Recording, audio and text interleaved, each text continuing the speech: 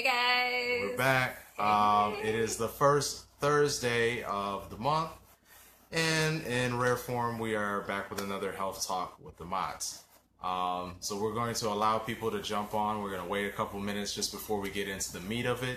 But tonight's topic is going to be talking about cooking with essential oils, or using them in supplements or everyday uses. As a lot of people know, our backstory, we're really into our health and wellness now. Have been on this journey for probably the past couple year and a half, almost 2 years. Yeah, something like that. So the more that we get to learn and the more that we get to know, we look forward and we love to share it with you guys. So that's what these are designed to do. They're designed to be for information purposes, and to keep people educated on just some of the things that we found beneficial for ourselves. So let's see, it is 8:30, so we can actually start. Yeah, so we'll go ahead and get started. And I wanted to talk about this subject because I love food. Wait 1 second before you start. My wife got me over into drinking kombucha. Yeah, I bottle it in Ninja Red bottles. Yeah, so that's huge for me because I did not like kombucha. She's got me drinking it now. Yes. Yay, Dana. All right, go ahead. I'm sorry. All right, so I wanted to talk about the subject matter of food and essential oils. One beautiful thing that I absolutely love about Young Living and sets Young Living apart from many other essential oil companies is they actually have their Vitality line of essential oils. So this line is actually FDA certified, or GRAS certified, which basically means that it is safe for consumption. It's safe to be taken in internally, which is huge. So so some of the things that I wanted to talk about is, well, why would I even want to cook with my oils or use my oils when it comes to my food and things like that? So one thing we know about essential oils is that they're highly concentrated liquids. They're extracted from the leaves, the bark, the petals, and they're gently steamed.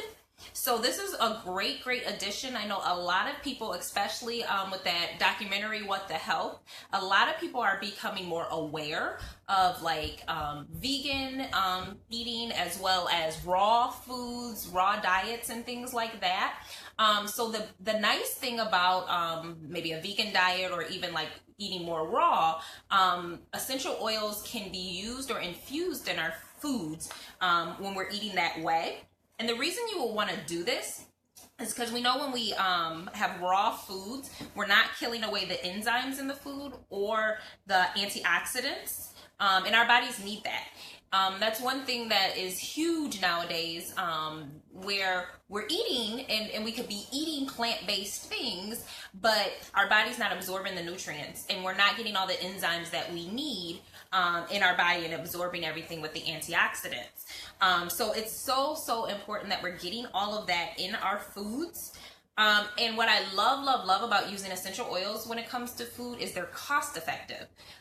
So I think about, like, you know, there'll be times where I'll get like a basil plant or fresh parsley or things like that, and then you put it in the refrigerator and it goes bad. Like, and you feel bad. Oh, cilantro. Cilantro, yeah. Like, I love cilantro. And I buy like tons of it because I'm just like, I'm gonna make street tacos, I'm gonna make all of this stuff with cilantro, and then it lasts like 2 days. Yeah, and it goes bad. So the nice thing about essential oils and using them in your foods is you don't have to worry about it going bad or getting rancid or anything like that, and yet you're still gonna get some of those benefits. So some things that I just wanted to bring out that just were remarkable to me. When you think about our body, a healthy body is well alkalinized, a healthy body is well oxygenated, and it moves at a high frequency. So everything we know has frequencies. Our body has frequencies, foods have frequencies. It's all surrounding around us. So we know that when we get sick, or even if we're sad, it lowers our body's frequency, and a lower frequency actually it allows disease and sickness and things like that. Depression. So we want to make sure that we have a higher frequency. So one thing that I thought was interesting, because many people are like, oh, well, I use fresh herbs, or I use quality dry herbs and things like that. So why use essential oils? Why are essential oils so good? Well, when you measure the megahertz in oils versus herbs versus dried herbs, I thought this was interesting. Lena brought this out. She's a raw chef. I think she's a gold leader in Young Living as well. But she said that in dried herbs, they are at a 12 to 23 megahertz, whereas fresh herbs are at 20 to 27 megahertz. But get this, essential oils, when you are using them in your diet, using them in your food, they are at 52 to 320 megahertz. So again, the average body is at 62 to 82 megahertz. And so if an essential oil, even at the low end, is more than double your fresh herbs, can you see how much beneficial that's going to be for the body? Because it's really going to help, again, to bring up those frequencies in your systems, in your body. And the beautiful thing when you think about essential oils as well, your body doesn't need to digest them. So they quickly get into your bloodstream. They bypass the digestive system. Whereas even with fresh herbs, even dried herbs, they have to go through your entire digestive system. And then we know our stomachs are acidic. So again, we lose a lot of that nutrition value that our bodies actually need through that digestive process. Another thing that I thought was very, very interesting is dried herbs. When you dry them, they lose up to 90% of their potency just from being dry. So again, we're doing and making all of these wonderful, wonderful changes when it comes to our diet, what we're eating, what we're consuming, and things like that. But we can actually help to increase the frequency in our body, minimize even more some of the things that are causing illnesses and stuff like that, simply by incorporating, essential oils in our diet, which is super, super simple and super easy to do. The beautiful thing again about essential oils is they support every single body system. So it's not going to just affect this part of your body or just affect that part of the body, but it's going to really help all parts of our body. Oh, yeah. This is my turn. I get to jump in. So I'm going to kind of piggyback off of that because they, like Dana said, they are very beneficial for all systems in the body. And I used to love, well, I don't want to say used to, I still like to eat out. But I learned actually to cook a lot of the things that I like to eat because it was more cost effective. And so we're not saying by any means don't use your dry herbs. Like I like that for the texture, especially when I am cooking. Hey, Deb. Hey, Deb. So what I will do is I will use like an oil to not only accentuate the flavor, but my family and myself is also benefiting from it. So it's interesting because I told my wife this is what I was going to talk about. Young Living actually has what's called a culinary kit that comes with, let me see if I can count, 1, 2, 3, 4, 5, 10 oils. This is what it looks like on the inside. And these are all labeled for internal use. Now, here's what's actually really cool about this, because there's a lot of oils that come in the kit that I like to use. So some of my favorites are black pepper is one of them. So I don't know if there's any fellas watching, but a lot of things that I'll use black pepper for is whenever I'm cooking any kind of meat. So your chickens, your shrimps, beef, whatever it is that you like to eat, I'll use it in a marinade.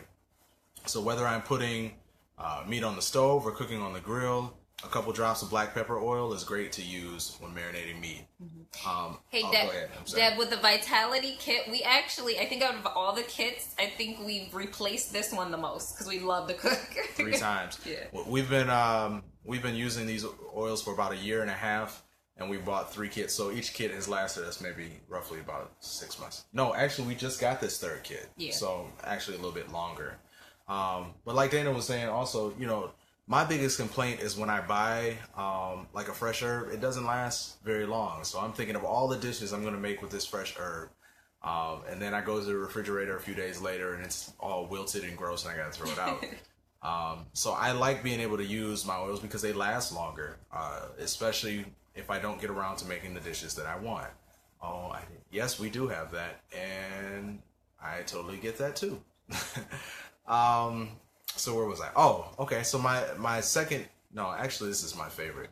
I actually love ginger. Ginger is one of the oils that comes in there, and anybody who knows me personally knows that I love Asian food. So a lot of the dishes that I make, and my younger sister can attest to this because she finally got a chance to try my ramen. I make authentic Japanese style ramen, and I make my own broth.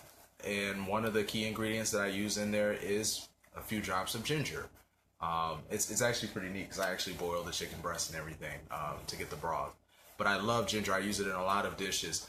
I found out more recently that I guess coriander was actually a replacement for cilantro. Oh, okay. So I will be ordering coriander to use in a lot of my recipes. You don't find them too strong. So Deb, along with that, so because they're highly concentrated, they're going to be way more potent. So you will need to convert differently. So for example, if it asks for, let's say maybe a teaspoon of lemon zest, then you would put maybe 1 drop of lemon oil to replace it.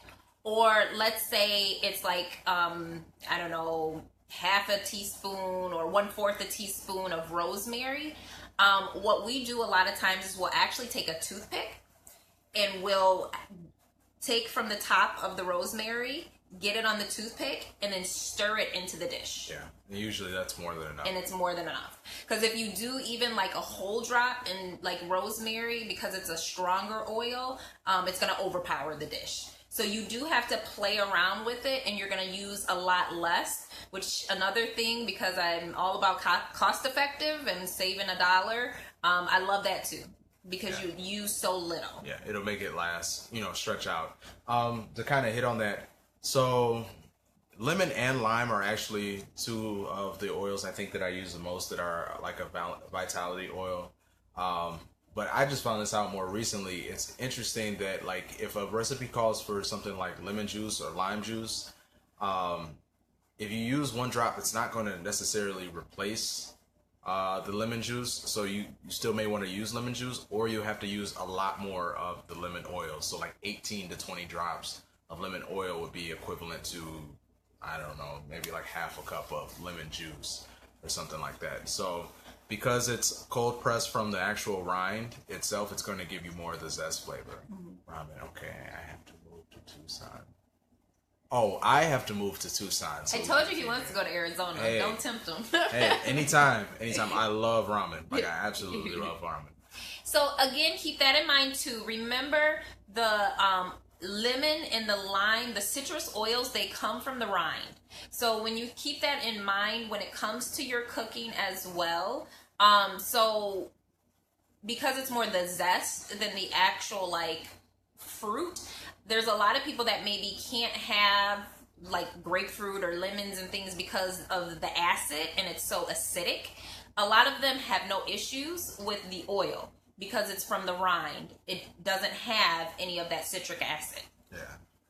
And then I'll also say, I mean, they have a lot of uses. Like peppermint is also in there. I know one time you've made peppermint brownies for with the kids, and those are actually really good. There's a vanilla protein shake that I'll take that I'll add like a drop of peppermint to make like a peppermint vanilla protein shake. Now I will say this too, so do keep in mind, so when the essential oils are distilled, they're distilled at low temps. So like something like a peppermint brownie, you are going to lose some of the constituent benefits from the peppermint but you'll still have the full flavor from it. So when you're baking it, because it has to bake at such a high temp, at that point you're looking more at flavor. So if you are cooking up things, you want to either make sure that you add the oil at the end if you are trying to still keep some of that nutrition in there, or you're gonna want to try to do it closer to like the raw. I kind of feel like I should throw a recipe out there, but if I start throwing out my recipes, then they're no longer top secret. Okay, you know what? I'll give you one. So I actually make I think I make a mean spaghetti. You like my spaghetti, right? Mm-hmm. She has to agree. We're on camera. And actually what I do is I will make like my own pasta sauce. So, oh goodness, I have had peppermint brownies, yum, and snickerdoodle cookies with oils. Ooh, yummy. Sounds good.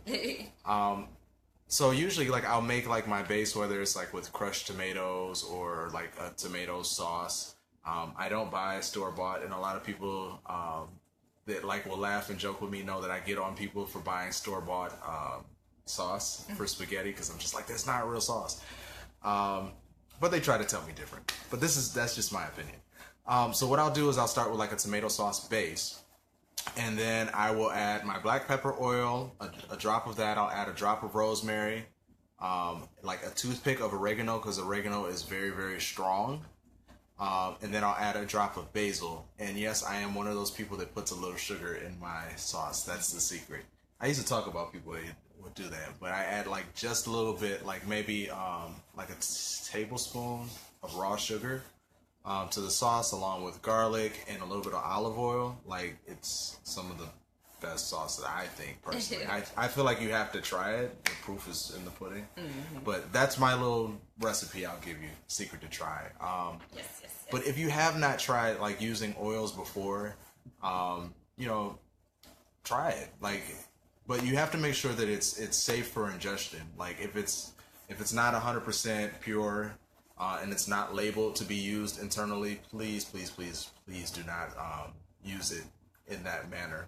And the only ones that we recommend is Young Living, and again, it's because it is grass-fed certified. So the FDA has regulated and said that this is safe for internal use. This isn't safe to cook with. This is a culinary,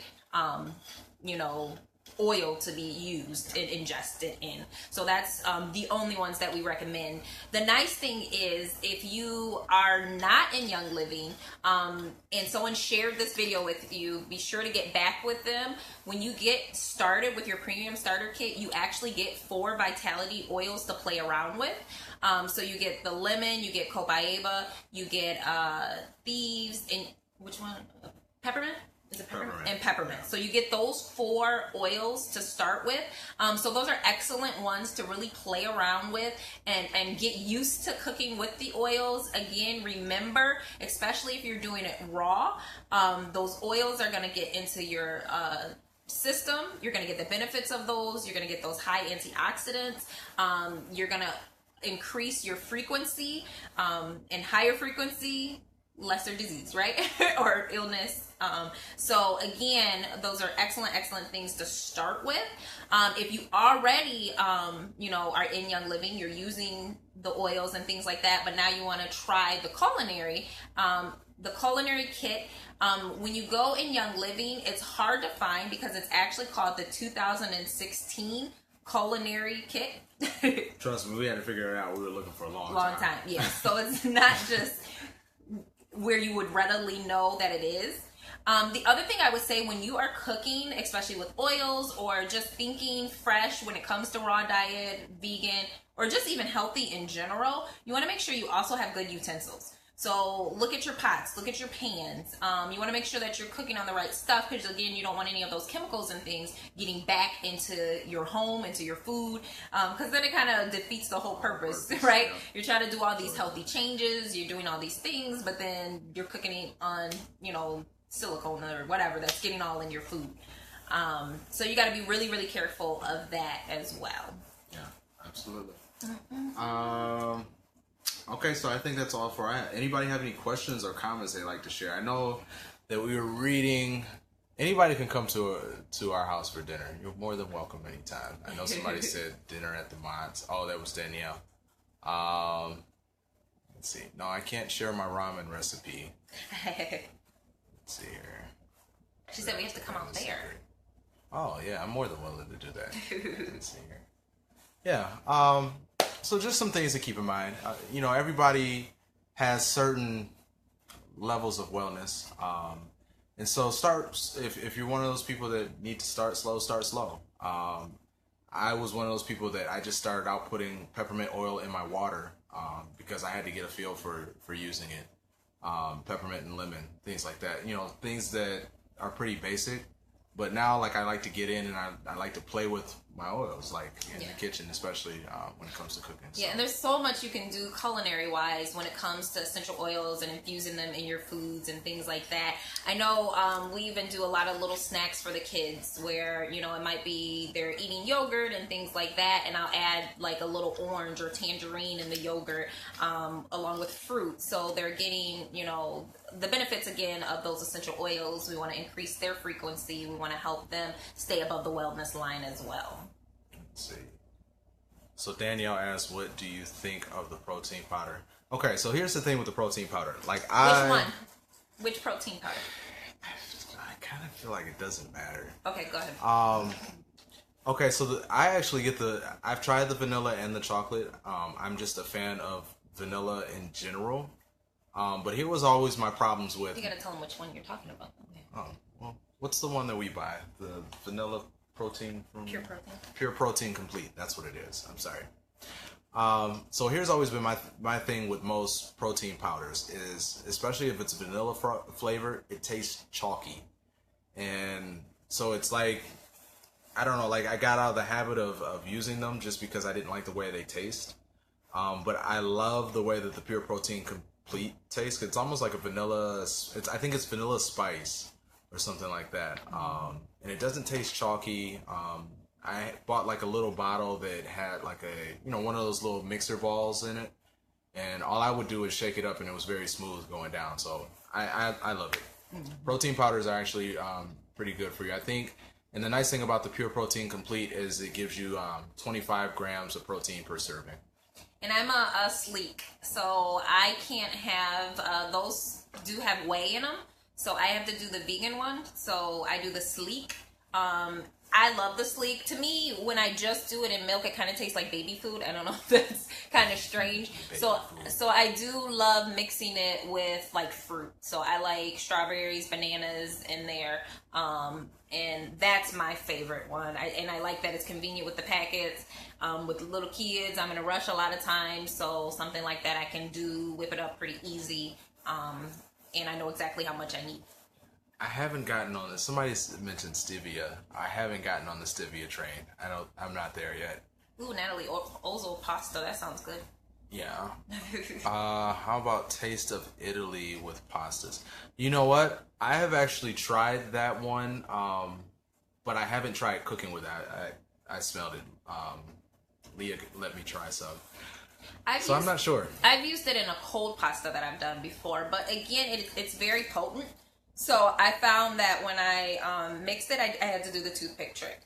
Like it was when I tried the whole drop, it was a little too much. But when I did the toothpick trick, I liked it like that. Yeah, less is more. I don't know how that's possible, but it's just, I don't know where that quote came from. But yeah, less is more. You certainly don't have to use it all. Okay, so any more questions? I love that the questions are just kind of flowing in tonight. Oh, the sleek, it's thick. You know what? Sometimes I actually only do half the pack. So I'll do half and half. She tried it. You should ask her, Danielle, see if she tried it, see what she thinks. Most people do like it. I mean, I'm a fan of it. And like I said, I don't like chalky protein powders. I just can't do it. So I do like it. Okay. Well, all right, guys. We're gonna wrap it. So if you're in the area, we do have some in-person classes coming up as well. Our next one will be Sunday the 13th at 4:30. Anytime you come to our classes, you're always getting oil-infused stuff, whether it's iced tea or lemonade or water or something in the dip, everything's oil infused. If you've eaten it at our house in the last 2 or 3 years, you've eaten with oils. Yeah. So I will say this. If you notice, we didn't tell you all of the benefits of each oil. But if you'd like to find out the answer, you have to come to a class. Yes. Got to keep some things close to the chest. No, I'm kidding. But yeah, like Dana mentioned, our next class is the 13th. So we'd love to see all who can join us. We thank you for tuning in, and let us know what you guys would like to hear. If there's more information you'd like to know for next month's talk, we're more than willing to share that with you guys. So till next time, everybody stay healthy, and we'll see you guys then. Bye, guys. Good night.